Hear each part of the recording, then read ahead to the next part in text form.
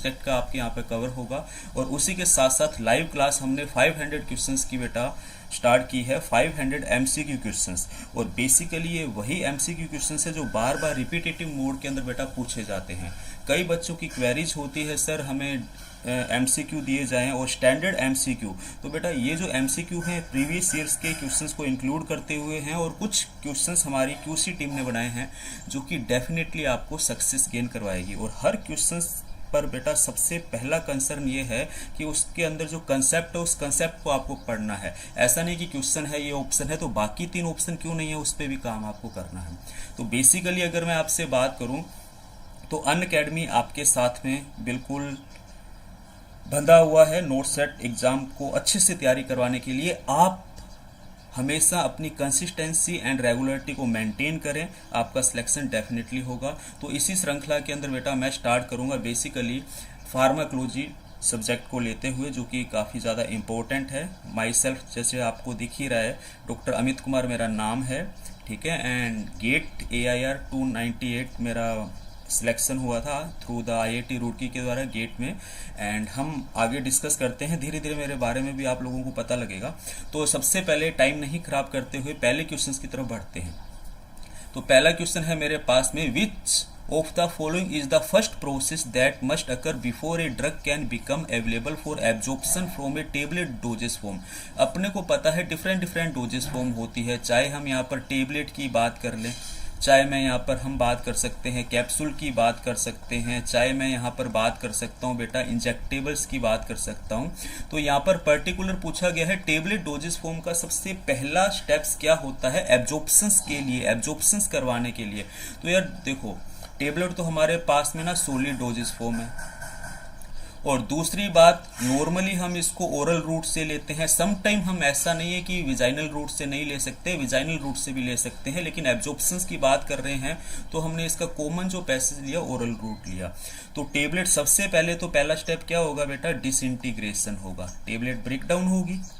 Disintegration के बाद फिर क्या होगा बेटा, डिसोल्यूशन होगा।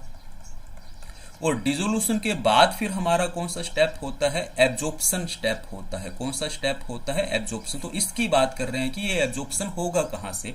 तो हम देखते हैं बेटा पहला प्रोसेस पूछा गया है before a drug can become available for absorption. Absorption से पहले का जो स्टेप है बेटा वो कौन सा स्टेप आ रहा है बेटा, डिसोल्यूशन आ रहा है। सिंपल सी बात है, जस्ट पहले एब्जॉर्प्शन के डिसोल्यूशन है, और डिसोल्यूशन से पहले वाला अगर स्टेप पूछा जाएगा तो हमारे पास में वो क्या होगा बेटा, वो होगा हमारे पास में डिसइंटीग्रेशन।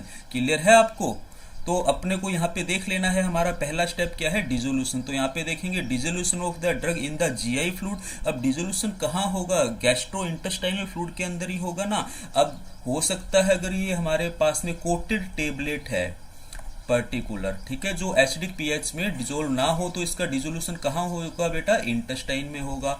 अगर ये हमारे पास सिंपल टेबलेट है, नॉन कोटेड है, तो इसका डिसोल्यूशन कहाँ हो जाएगा बेटा, स्टमक में हो जाएगा। ठीक है, अब ये जो स्टमक है, इंटेस्टाइन, एलिमेंट्री कैनाल है, इसी के अंदर तो हमें GI फ्लूइड मिलता है। तो यहाँ पर अगर हम देखें तो हमारा पहला स्टेप भी बिल्कुल सही जाता है, dissolution of drug in the epithelium. नहीं बेटा, एपिथेलियम में नहीं, एपिथेलियम से तो बेटा एब्जॉर्प्शन होने वाला है जो विली और माइक्रोविलाई के फॉर्म में है। Ionization of the drug, ionization तो बेटा हमारा एब्जॉर्प्शन होने के बाद, हमारा जब ड्रग का डिसोल्यूशन हो रहा है तो आयोनाइजेशन हो ही गया, और आयोनाइज फॉर्म के अंदर वो एक्टिव होगी after absorption. Dissolution of the drug in the blood, नहीं बेटा, ब्लड में तो ड्रग जब पहुंचेगी जब एब्जॉर्प्शन हो जाएगा, तो ये तो एब्जॉर्प्शन के बाद का स्टेप है, और डिसोल्यूशन कभी भी ब्लड के अंदर होता ही नहीं है। ठीक है, dissolution of the drug in the saliva, dissolution saliva के अंदर नहीं होगा यहाँ पे, क्योंकि ओरल कैविटी से बेटा रेयर हमारे पास में केमिकल्स होते हैं जो एब्जॉर्ब हो। जैसे कि यहाँ पर किसका डिसोल्यूशन हो सकता है, हम यहाँ पे बात कर सकते हैं नाइट्रोग्लिसरीन, एक जो टेबलेट है उसका हम यहाँ पर कह सकते हैं डिसोल्यूशन हो सकता है, जो कि कार्डिक पेशेंट लेते हैं, और वहीं से सिलाइवा से ही बेटा ये एब्जॉर्ब हो जाती है। तो पर्टिकुलर बेटा ये हमारा एक एम है कि हर क्वेश्चन को हम समझें, जो जो कंसेप्ट समझ में आने चाहिए, जो जो कंसेप्ट हैं इसके पीछे वो हमें पता होने चाहिए, ताकि अगले क्वेश्चन या बाकी ऑप्शन क्यों गलत हैं। ठीक है, नेक्स्ट क्वेश्चन की तरफ बढ़ते हैं। DNA of genetic information from RNA is called the flow of. देखिए यहाँ पर सिंपल सी बात की गई है सेंट्रल डोगमा थ्योरी की। किसकी बात की गई है, सेंट्रल डोग्मा थ्योरी की बात की गई है। ये क्या कहता है? ये कहता है डीएनए से जो डीएनए हमारा बनता है, ये स्टेप हमारा क्या होता है बेटा? रेप्लिकेशन होता है। फिर हम बात करते हैं डीएनए से एमआरएनए बनता है, ये स्टेप होता है हमारा ट्रांसक्रिप्शन। क्या होता है? ट्रांसक्रिप्शन।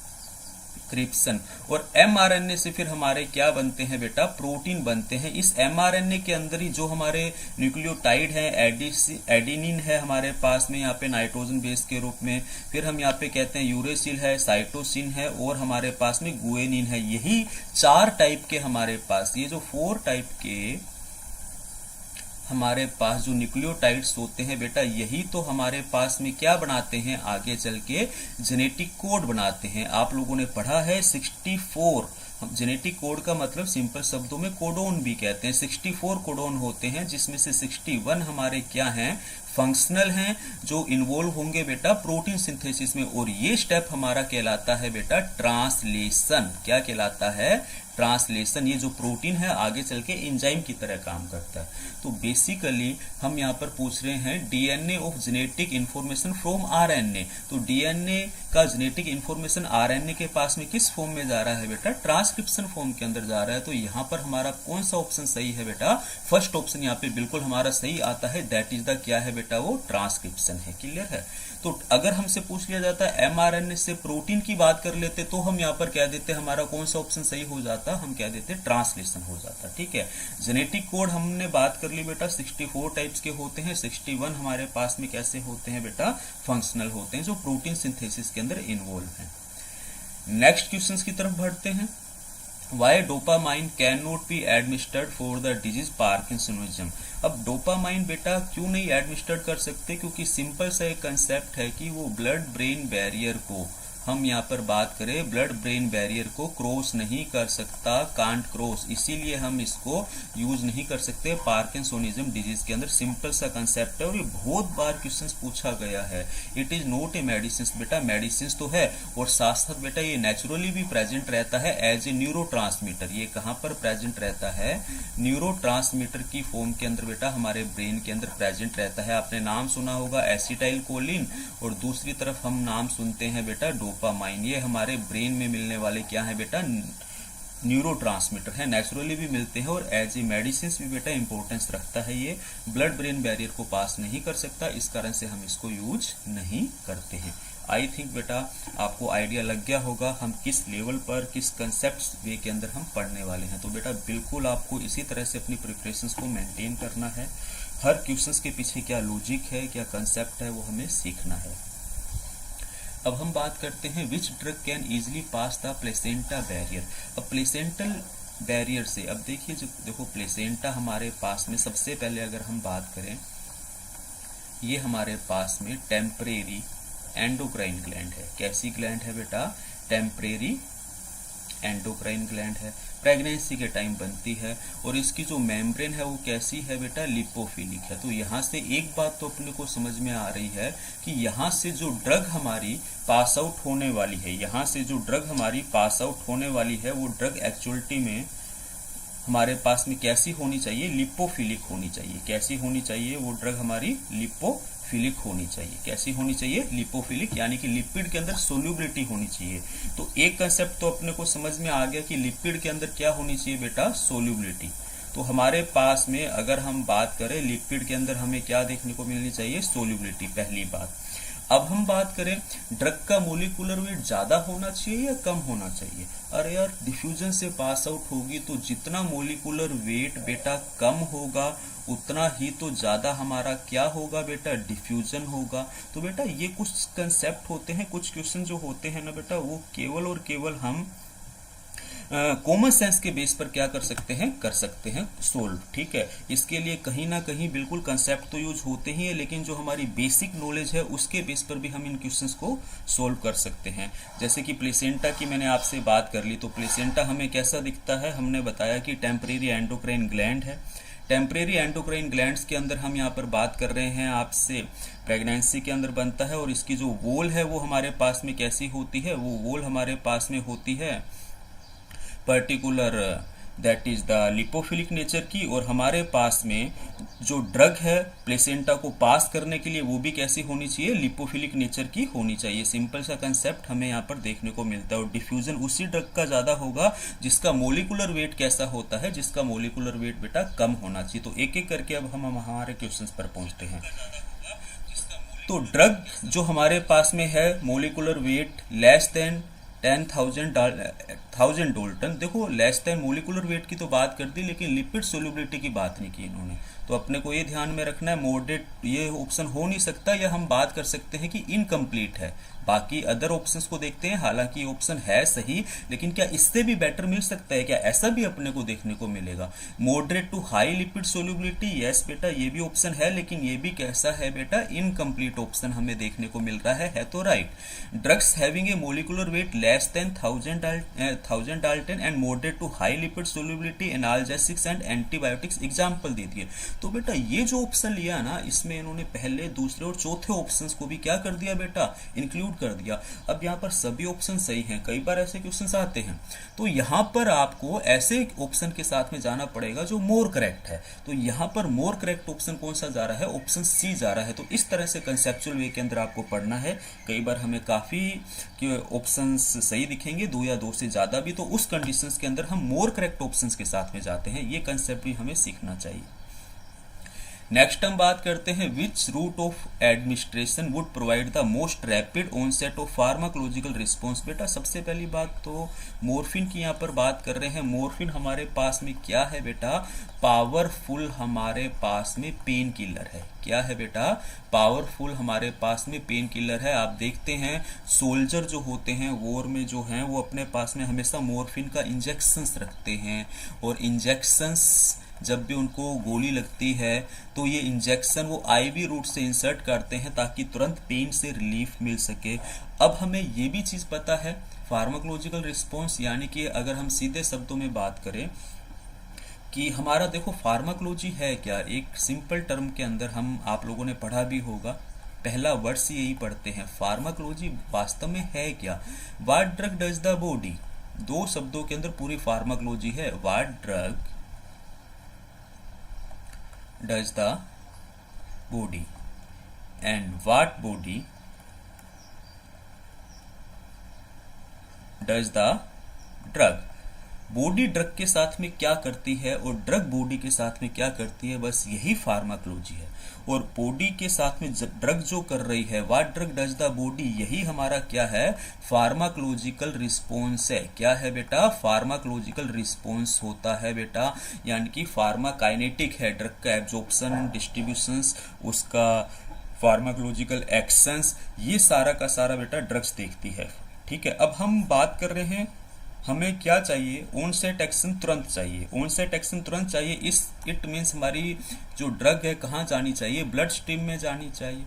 तो अगर मेरी ड्रग डायरेक्टली कहाँ जाएगी, ब्लड स्ट्रीम के अंदर जाएगी, तो ही तो मेरे को तुरंत एक्शन मिलेगा। सिंपल सा कंसेप्ट है। तो ओरल रूट से तो बेटा ड्रग हमारी पहले कहाँ जाएगी, स्टमक में जाएगी, वहां पर उसका डिसइंटीग्रेशन होगा, फिर डिसोल्यूशन होगा, फिर हमें इफेक्ट मिलेगा। तो ये ऑप्शन तो हमारा हो नहीं सकता। सब क्यूटेनियस यानी कि क्यूटेनियस स्किन के अंदर लगा रहे हैं, वहां से फिर एब्जॉर्प्शन वाला स्टेप होगा। क्या होगा बेटा, यहाँ पर एब्जॉर्प्शन स्टेप आ रहा है और यहाँ पे तो डिसइंटीग्रेशन स्टेप भी आ रहा है, और हम बात करें डिसोल्यूशन वाला स्टेप भी आ रहा है, और उसके बाद बेटा यहाँ पर क्या आ रहा है, एब्जॉर्प्शन वाला स्टेप आ रहा है। तो यहाँ पर तो तीन तीन स्टेप हैं।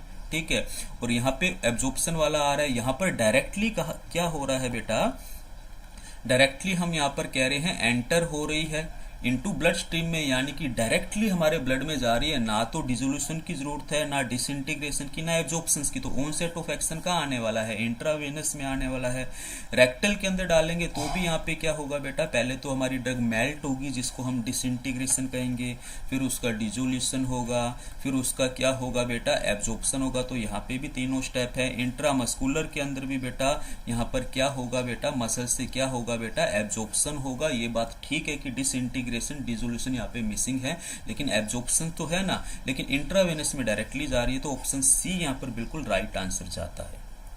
नेक्स्ट हम बात करते हैं, काफ़ी अच्छा क्वेश्चन है बेटा ये, ठीक है, काफ़ी बार एग्जाम में आया हुआ है। For many drugs bioavailability can be evaluated using urinary excretion data, this is based on the assumptions that. देखो बेटा, सबसे पहले तो हम बात करते हैं बायो अवेलेबिलिटी को हमने एवेल्यूट करना है। बायो अवेलेबिलिटी है क्या एक्चुअलिटी में, हम यहाँ पर ये देखते हैं हमारा जो यूरिन एक्सक्रीशन डाटा है उसके अंदर कितने % ड्रग डिग्रेडेड होके मिल गया। मान लो एक ड्रग 100% ली है तो यूरिन के अंदर मान लो वो 70% मिलती है, यानी कि 30% ड्रग अभी भी मेरे कहाँ पर है बेटा, ब्लड स्ट्रीम के अंदर है। कहाँ पर है, ब्लड स्ट्रीम के अंदर है। और ये जो 30% डाटा है ये डिसाइड करेगा बेटा हमारी डोजिंग फ्रीक्वेंसी को। किसको डिसाइड करेगा, हमारी डोजिंग फ्रीक्वेंसी को ये डिसाइड करता है, ये आपको याद रखना है। तो एक एक करके हम यहाँ पे क्वेश्चंस देखते हैं। Bioavailability studies can be done only on drugs that are completely excreted unchanged by the kidney. देखो बेटा, अनचेंज्ड होगी तो फिर बेटा उसकी बायोअवेलेबिलिटी तो है ही नहीं बेटा, और ड्रग का कोई फार्माकोलॉजिकल एक्शन भी नहीं मिलेगा। तो ये तो ऑप्शन गलत हो गया क्योंकि अनचेंज्ड लिख दिया उन्होंने। Drug level can be measured more accurately in urine that in blood. बेटा मोर एक्यूरेटली अगर कंसंट्रेशन अपने को चेक करनी है वो हम कहाँ कर सकते हैं बेटा, ब्लड के अंदर कर सकते हैं, ठीक है। यूरिन के अंदर बायो अवेलेबिलिटी हम चेक कर सकते हैं, ठीक है। नेक्स्ट हम बात करते हैं, a drug must be first absorb into systematic circulation, यानी कि ब्लड की बात हो रही है, before it can appear in the urine. Yes, ये बिल्कुल राइट आंसर जाता है। ड्रग पहले एब्जॉर्ब होकर सिस्टमेटिक सर्कुलेशन में आएगी, यानी कि ब्लड के अंदर आएगी, वहाँ अपना फार्माकोलॉजिकल एक्शन देगी और उसके बाद वो कहाँ जाएगी, यूरिन के अंदर एंटर होती है, जहाँ से हम यूरिनरी एक्सक्रीशन डाटा के बेस पर इसको शुरू कर देते हैं, ठीक है। All of the administered dose can be recovered from the urine. देखो जो हमारे पास में जितनी भी एडमिनिस्ट्रेड ड्रग है वो हम रिकवर करते हैं यूरिन से, बिल्कुल बेटा करते हैं, लेकिन सच केसेस के अंदर हमारी ड्रग यूटिलाइज भी हो जाती है, ठीक है।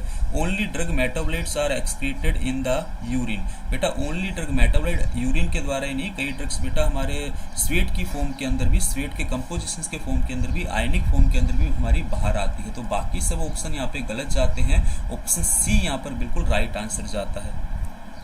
नेक्स्ट हम बात करते हैं, during pregnancy drug distribution is more, which of the following sentence describe the given fact better. बेटा जब प्रेगनेंसी होती है तो एक कंसेप्ट याद रखिए, जो फ्लूड है, जो फ्लूड अमाउंट है बेटा वो हमारा क्या होगा बेटा, इंक्रीज होगा। जब फ्लूड अमाउंट इंक्रीज होगा, ठीक है, तो हम यहाँ पर कह सकते हैं कि ड्रग का जो फार्माकोलॉजिकल रिस्पॉन्स है वो भी हमारा कैसा हो जाएगा, इंक्रीज हो जाएगा। यहाँ पे पहला हम देखते हैं, the baby needs more drug, नहीं बेटा मोर ड्रग नहीं। The mother need more drug due to high metabolism, नहीं बेटा। The surface area increase in the mother body due to the presence of uterus, placenta and foetus, this more area for distribution of the drug. Yes बेटा, ये हमारा जो surface area है बेटा mother body का, due to the presence of uterus, placenta and foetus, 10 more area distribution करेगा drug का। Yes, ये स्टेटमेंट सही है, लेकिन नेक्स्ट स्टेटमेंट और देखते हैं। The growth of the uterus, placenta and foetus increase the volume, thus increasing distributions and even the baby form a separate compartment for a drug to get nourishment. अब हमसे यहाँ पर क्या पूछा गया, अब देखो ये भी ऑप्शन सही है। अब एक मोस्ट इंपॉर्टेंट बात क्या है, हमसे पूछा गया ड्रग डिस्ट्रीब्यूशन। तो ड्रग के डिस्ट्रीब्यूशन के लिए हमेशा याद रखिए ये कंसेप्ट है इस क्वेश्चंस का, इसीलिए मैंने कहा था इंपॉर्टेंट है। दो चीजें हैं, जब भी डिस्ट्रीब्यूशंस की बात की जाएगी तो यहाँ पर हमें क्या चाहिए, यहाँ पे हमें चाहिए बॉडी जो फ्लूइड वॉल्यूम है वो हमारा कैसा होना चाहिए, ज्यादा होना चाहिए। अगर इन्होंने सी ऑप्शन के अंदर बात की बेटा किसकी, बेटा सरफेस एरिया की, किसकी बात की है इन्होंने, सरफेस एरिया की। और जब भी सरफेस एरिया की बात होगी, जब भी सरफेस एरिया की बात होगी तो यहाँ पर क्या होगा बेटा, एब्जॉर्प्शन इंक्रीज होगा। क्या इंक्रीज होगा, एब्जॉर्प्शन। तो क्वेश्चंस के अंदर क्या पूछ लिया गया, डिस्ट्रीब्यूशन, इसलिए ऑप्शन 4 यहाँ पे सही है। अगर यहाँ पर एब्जॉर्प्शन लिखा होता, क्या लिखा होता, एब्जॉर्प्शन लिखा होता, तो हमारा ऑप्शन कौन सा सही हो जाता, सी सही हो जाता। तो हमारा सी ऑप्शन गलत है क्योंकि क्वेश्चंस के अंदर क्या दिया हुआ है, डिस्ट्रीब्यूशन दिया हुआ है। तो ये कंसेप्चुअल बेटा इसके अंदर हमें कंसेप्ट देखने को मिलता है। नेक्स्ट बेटा हम बात करते हैं, active immunity can be confirmed by the administration of. अब बेटा एक्टिव इम्यूनिटी क्या होती है, देखो हमारी बॉडी के अंदर जो इम्यूनिटी है ये दो टाइप की है। कितने टाइप की है? दो टाइप की है। एक तो होती है हमारे पास में एक्टिव इम्यूनिटी और एक होती है पैसिव इम्यूनिटी। तो यार नाम ही इंडिकेट कर रहा है एक्टिव एंड पैसिव। मैं एक्टिव हूँ यानी कि मैं फंक्शनल हूँ, मैं पैसिव हूँ यानी कि नॉन फंक्शनल है। देखो हमारी बॉडी का जो इंटरनल एनवायरनमेंट है उसके अंदर बाहर से हम क्या करते हैं? एंटीजन इंट्रोड्यूस करते हैं। क्या इंट्रोड्यूस करते हैं? एंटीजन इंट्रोड्यूस करते हैं। अब अगर मेरी body able to form antibody, अगर मेरी बॉडी एंटीबॉडी बनाने में एबल है इस एंटीजेंस के अगेंस्ट में, तो इसको हम क्या बोल देंगे? एक्टिव इम्यूनिटी बोल देंगे। याद रखें, अगर मेरी बॉडी के अंदर मैंने क्या डाला? एंटीजन डाला, लेकिन can't produce antibody, can't produce antibody, वो एंटीबॉडी बना ही नहीं रही क्योंकि मेरी बॉडी का जो इम्यूनिटी सिस्टम है वो डैमेज हो चुका है। मेरी बॉडी का इम्यूनिटी सिस्टम क्या हो चुका है? डैमेज हो चुका है, जैसा कि एड्स पेशेंट के अंदर हमें देखने को भी मिलता है। तो इस टाइम इसकी जो इम्यूनिटी है वो कैसी है? पैसिव इम्यूनिटी है। तो सबसे पहले तो अपने को ये कंसर्न समझ में आया कि एक्टिव इम्यूनिटी का मतलब बॉडी एबल है एंटीबॉडीज बनाने के लिए, और पैसिव इम्यूनिटी पूछ लिया जाए तो एंटीबॉडीज अवेलेबल, एंटीबॉडी बन नहीं सकते मेरी बॉडी के अंदर after entry of the antigens. तो बेटा एंटीटॉक्सिन तो हमारे पास में एंटीबॉडी मॉलिक्यूल के अंदर हैं, ये भी एंटीबॉडी मॉलिक्यूल्स के अंदर हैं, और ये तो हमारे पास में लोकल हार्मोन है, एंटीबॉडीज की तरह जाता है।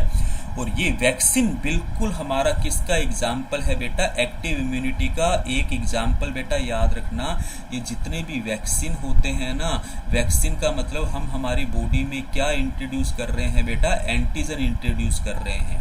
अब एंटीजन जब भी इंट्रोड्यूस कर सकते हैं जब मेरी बॉडी का एक्टिव इम्यूनिटी है, यानी कि मेरी बॉडी कैपेबल है एंटीजन के अगेंस्ट में एंटीबॉडी बनाने के लिए।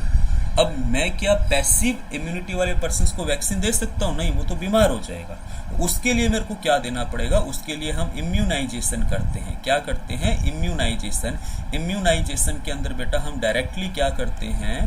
डायरेक्टली हम एंटीबॉडीज इंट्रोड्यूस करते हैं। क्या इंट्रोड्यूस करते हैं? एंटीबॉडी इंट्रोड्यूस करते हैं। क्लियर है ये बात? अब हम यहाँ पर ये हमने बात कर ली बेटा वैक्सीनेशन की, जैसे कि कोरोना का वैक्सीन दे रहे हैं, पोलियो का वैक्सीन देते हैं, एटीएस एंटी टेटनस सीरम हम इम्यूनाइजेशन की फॉर्म में देते हैं। एक इम्पोर्टेंट बात यहाँ पे बताना चाहता हूँ, वो बात क्या है कि हमारा जो वैक्सीनेशन है ये किसको किया जाता है? एक्टिव इम्यूनिटी वाले को भी कर सकते हैं और पैसिव वाले दोनों को कर सकते हैं। ऐसा थोड़ी ना पैसिव वाले को वैक्सीनेशन कर सकते हैं, नहीं कर सकते हैं, ठीक है, सॉरी, केवल किसको कर सकते हैं? एक्टिव इम्यूनिटी वाले को। लेकिन इम्यूनाइजेशन अगर पूछ लिया जाए, क्या पूछ लिया जाए बेटा?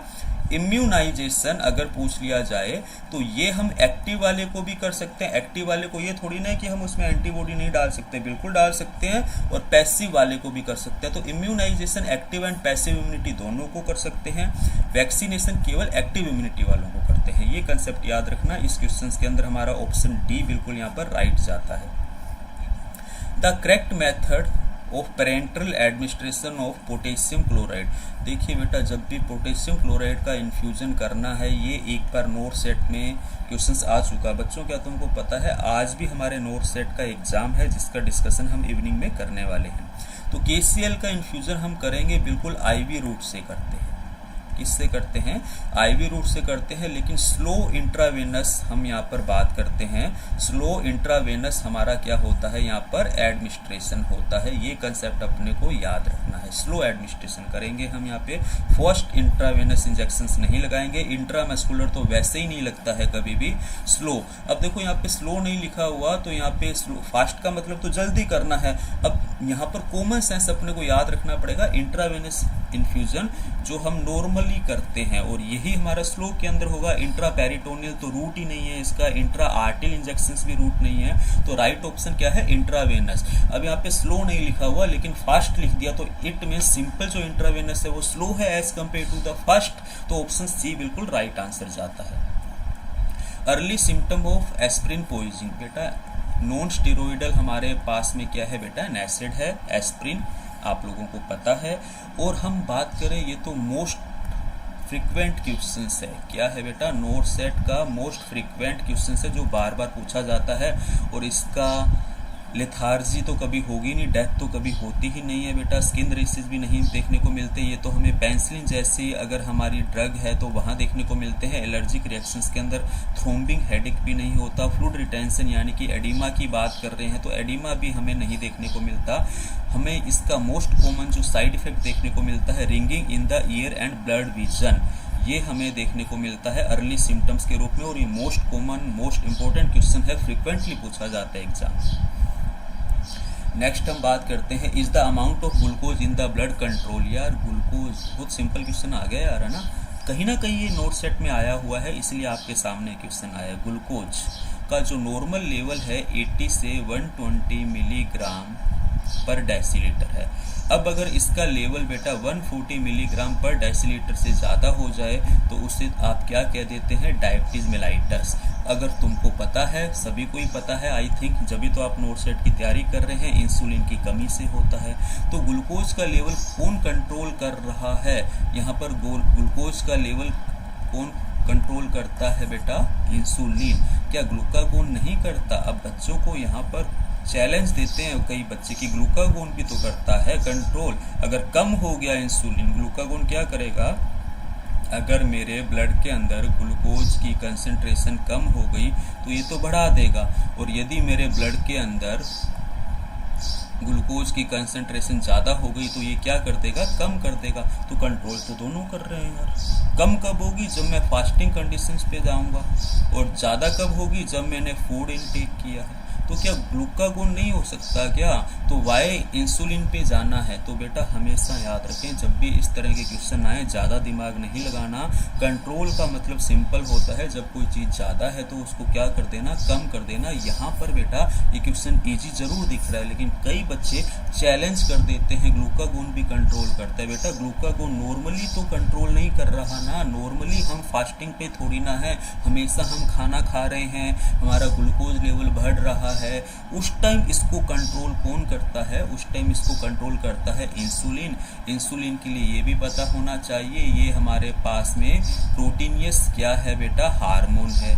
और ये जो प्रोटीनियस हार्मोन है ये कहाँ से निकलता है, बीटा सेल्स जो हमारे पास में लैंगरहैंस आयरलैंड की हैं, जो हमें कहाँ मिलती हैं बेटा, हमें मिलती है पैनक्रियाज के अंदर। वहाँ से हमारा इंसुलिन निकलता है, 51 एमिनो एसिड्स का होता है। और इंसुलिन के लिए एक बात और याद रखें कि ये हमारे पास में क्वार्टेनरी टाइप का प्रोटीन है। क्वार्टेनरी टाइप ऑफ हमारे पास में क्या होता है, ये प्रोटीन होता है, याद रखेंगे। क्लियर है, ये कंसेप्ट अपने को यहाँ पता होना चाहिए।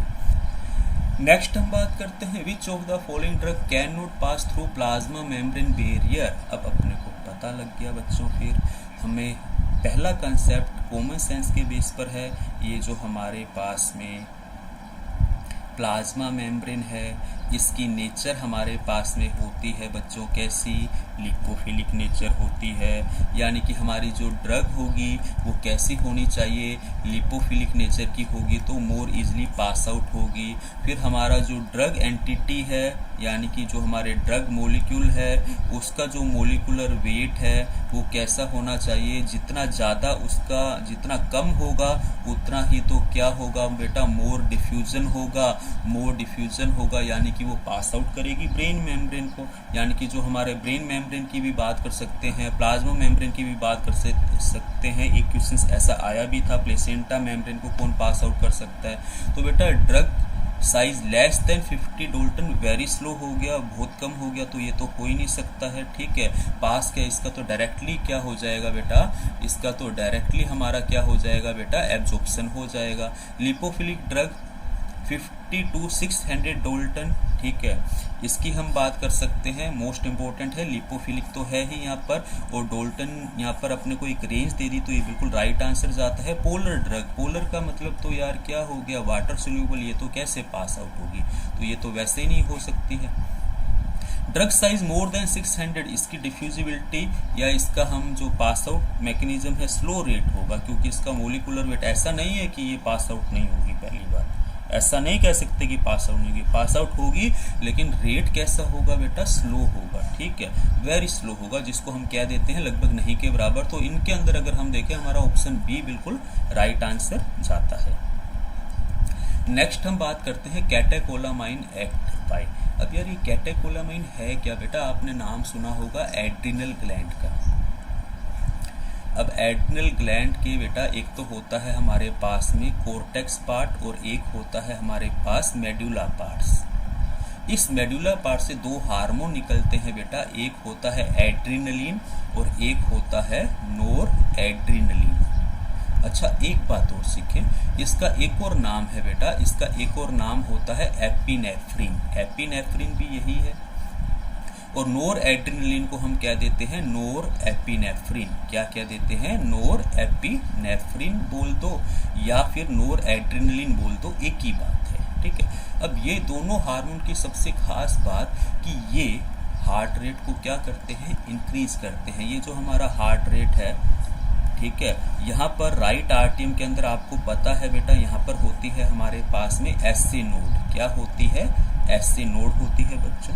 इस एसए नोड पर बेटा सिंपैथेटिक नर्वस सिस्टम के द्वारा, किसके द्वारा, सिंपैथेटिक नर्वस सिस्टम के द्वारा हमारा एड्रिनलिन आता है, बीएमआर इंक्रीज करेगा, बेसल मेटाबॉलिक रेट, नहीं तो नोर एड्रिनलिन आएगा, बीएमआर इंक्रीज करेगा और हमारा कार्डिक आउटपुट इंक्रीज कर देगा। अब कार्डिक आउटपुट इंक्रीज हो गया है, इट मीन्स ऑक्सीजन की सप्लाई ज्यादा मिल रही है, ठीक है। ऑक्सीजन की सप्लाई ज्यादा मिल रही है तो ग्लूकोज का क्या होगा बेटा, ब्रेकडाउन ज्यादा होगा, मोर एनर्जी क्या होगी बेटा, रिलीज होगी। हार्ट रेट हमारी कब इंक्रीज होगी, इमरजेंसी कंडीशंस के अंदर। तुमने नाम सुना होगा, इनको इमरजेंसी हार्मोन भी कहते हैं। तो यार जब इमरजेंसी आ गई, कार्डिक आउटपुट इंक्रीज हो रहा है, इट मीन्स ऑक्सीजन की सप्लाई ज्यादा हो रही है, ऑक्सीजन की अवेलेबिलिटी ज्यादा है, तो यार ऑक्सीजन क्या करेगी, ग्लूकोज का क्या करेगी बेटा, ऑक्सीडेशन करेगी, ज्यादा एनर्जी प्रोड्यूस करेगी। अब ग्लूकोज का ऑक्सीडेशन होगा तो यार ग्लूकोज का अमाउंट कम होगा, यस डेफिनेटली कम होगा। तो यहाँ पे देखिए इंक्रीज हो सकता है अमाउंट ऑफ ग्लूकोज, नहीं हो सकता। Decrease the amount of glucose and released into the blood, yes ये होगा। और ब्लड के अंदर फिर ये ऑक्सीजन इसको क्या करेगी बेटा, ब्रेक डाउन करेगी। Increase the glucose utilization by muscles all over body होगा बेटा, डिक्रीज द नहीं, ये बाकी सभी ऑप्शन गलत होते हैं। तो यहाँ पर हमारा सेकेंड ऑप्शन सही जाता है। नेक्स्ट हम बात करते हैं, the following type of anaesthesia is produced by ketamine. बेटा कीटामाइन का एक सिंपल सा क्वेश्चन है कि ये हमारे पास में लोकल एनास्थेटिक है। क्या है बेटा, लोकल एनास्थेटिक होता है, ये अपने को याद रखना है। तो ऑप्शन बी यहाँ पे बिल्कुल सही जाएगा। टॉपिकल यानी कि स्किन पर पर्टिकुलर स्किन के हिस्से को हम सुन करने के लिए अनकॉन्शियसनेस कंडीशंस लाने के लिए हम कई बार माइनर सर्जरी करते हैं तो यूज करते हैं, ठीक है। तो ऑप्शन बी यहाँ पर राइट आंसर जाता है। नेक्स्ट क्वेश्चन बात करते हैं, liver microsomal enzymes are stimulated by. देखो लीवर माइक्रोसोमल एंजाइम्स तो वैसे तो अगर कॉमनली बात करें ना बेटा, एल्कोहल ही काफी है। एल्कोहल लीवर के माइक्रोसोमल एंजाइम्स को क्या कर देती है बेटा, स्टिमुलेट कर देती है। और साथ में अगर हम बात करें, आपने नाम सुना होगा फिनोटोइन का, एपिलेप्सी के अंदर यूज होती है। फिनोबार्बिटोल का नाम सुना होगा, फिनोबार्बिटोल हमारे ऑप्शन में भी है, आपको पता लग गया होगा राइट आंसर कौन सा है, फिनोबार्बिटोल, जो लीवर माइक्रोसोमल एंजाइम्स को क्या करेगी बेटा, स्टिमुलेट करेगी। एड्रिनलिन तो हमारा हार्ट पर पर्टिकुलर काम करता है, हार्ट रेट इंक्रीज करता है, एड्रिनल रिसेप्टर से रिलेटेड है और एड्रिनल रिसेप्टर लीवर में नहीं मिलता है। नेक्स्ट हम बात करते हैं terazosin and anti hypertensive drug. तो हम बात कर रहे हैं हाइपरटेंशन ट्रीटमेंट के लिए यूज होता है और हाइपरटेंशन ट्रीटमेंट के लिए मोस्ट कॉमनली यूज होता है और इसका मैकेनिज्म है, ये ब्लॉक करता है अल्फा 1 एड्रिनो रिसेप्टर को। ये काफ़ी इंपॉर्टेंट क्वेश्चन है, कई बार एग्जाम में आ चुका है, याद रखेंगे। डायूरेटिक एक्शन तो फ्रूसिमाइड जैसे केमिकल्स रखते हैं और ये एस इनहिबिटर नहीं है, इसका मैकेनिज्म एस इनहिबिटर का नहीं है। हालांकि ये हम कह सकते हैं एस इनहिबिटर भी बिल्कुल यूज होते हैं हाइपरटेंसिव कैटेगरी के अंदर, हाइपरटेंसिव कैटेगरी के अंदर एस इनहिबिटर भी यूज होते हैं, ठीक है। नेक्स्ट हम बात करते हैं फार्माकोकाइनेटिक एज। बेटा मैंने दो वर्ड्स लिखे थे, अगर आप लोगों को याद हो, what drug does the body, what body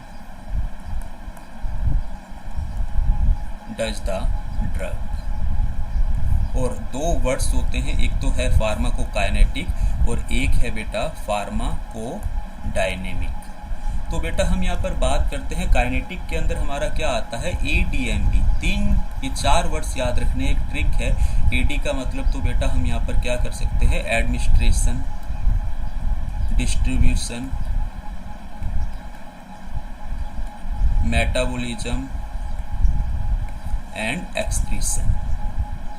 तो यहाँ पर हम बात करेंगे kinetic study of movement of drug into body, बिल्कुल है हमारा, जो फार्माकोकाइनेटिक को रिप्रेजेंट करेगा। Study of effect of drug in the body, तो ये तो बेटा फार्माकोलॉजिकल एक्शन हो गया। क्या हो गया बेटा, फार्माकोलॉजिकल एक्शन हो गया।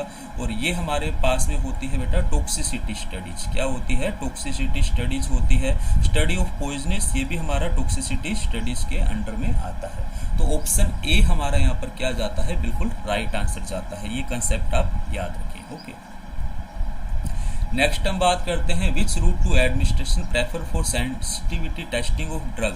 बेटा जब भी जैसे फॉर एग्जांपल हम पेंसिलिन जैसी ड्रग्स देते हैं या ऐसी ड्रग्स जिसके हम कह सकते हैं एलर्जिक इफेक्ट ज़्यादा देखने को मिलते हैं, ठीक है, एलर्जिक इफेक्ट ज़्यादा देखने को मिलेंगे, तो मोस्ट कॉमनली इसके लिए जो रूट प्रेफर किया जाता है इंट्राडर्मल किया जाता है। याद रखिए, कॉमन बेसिक क्वेश्चन है बेटा ये।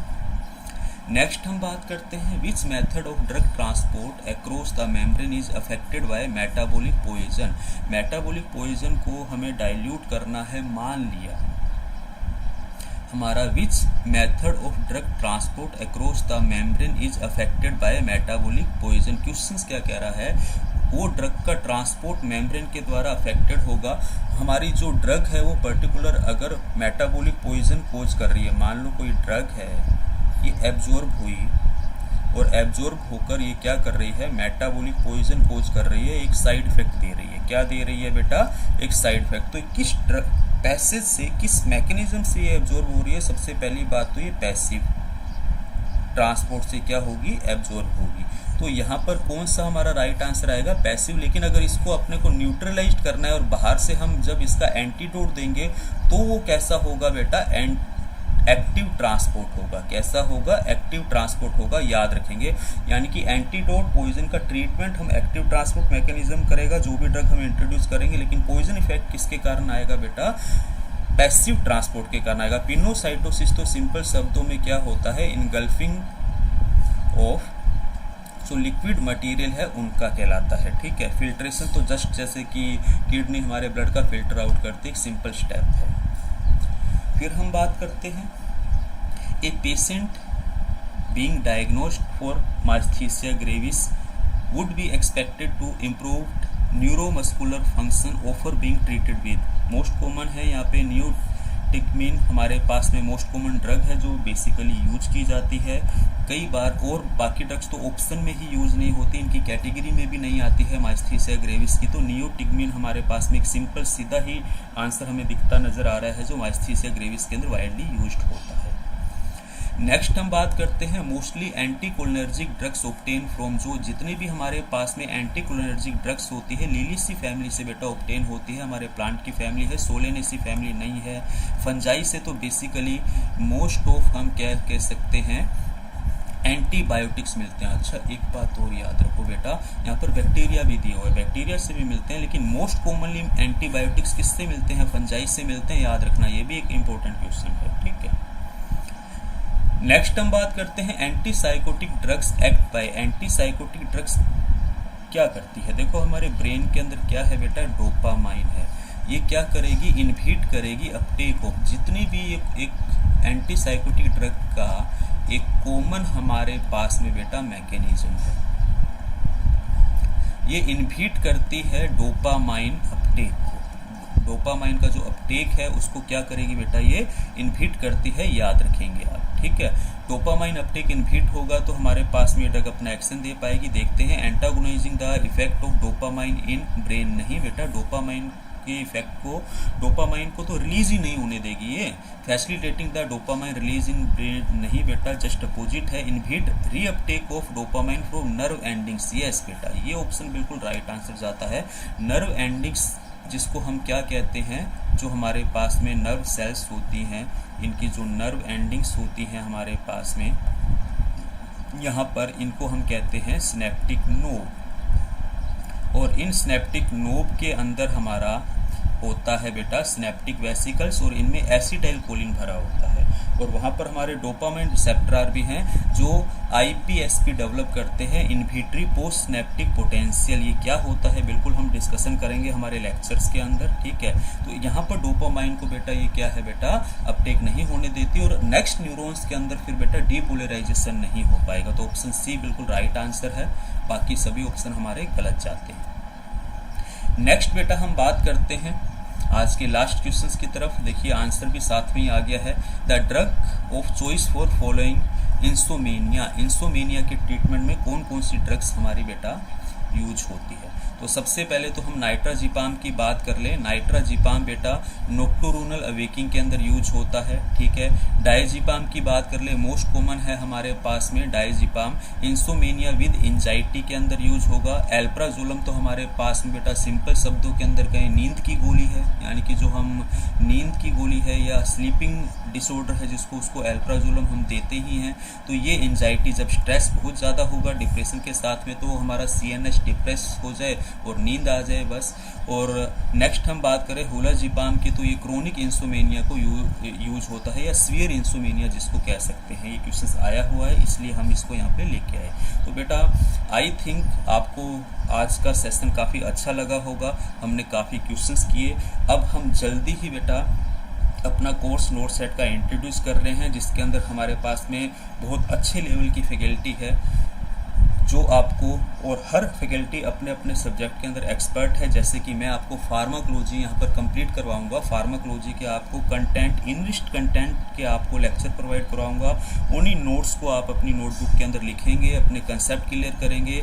थ्योरी ये जो मैं आपको देने वाला हूँ लेक्चर के अंदर इसकी पीडीएफ भी अलग से दी जाएगी एंड ये थ्योरी सफिशिएंट है। उसके बाद क्वेश्चंस आप किसी भी किताब की उठा के करना, आपको डेफिनेटली सक्सेस मिलेगी। और सेकेंड थिंग बेटा सक्सेस एक दिन में नहीं मिलती।